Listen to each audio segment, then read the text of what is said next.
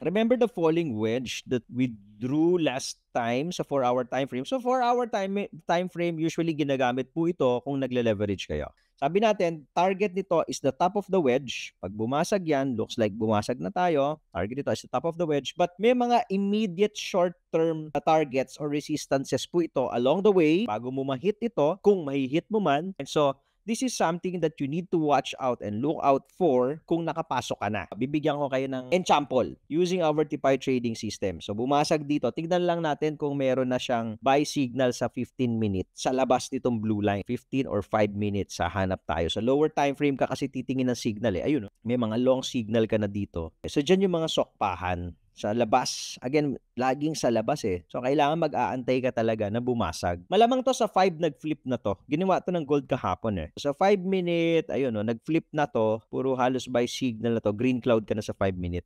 Yung 10, maybe about to flip. Ayan, pakita mo yung cloud. Ayan, about to flip, nagkakaroon na tayo ng green cloud. Sa 15, hindi pa. Okay, susunod na po na pwede posible mag-flip yung 15. Ngayon, nasaan yung resistance? Yung immediate resistance that I'm looking at is this area.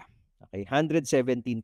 Ito po. Nag-try siya mag-attempt sa 117, tumulo ka pa. So, dito, we might see sa profit takers yan sa 117 area. So, watch out for this level.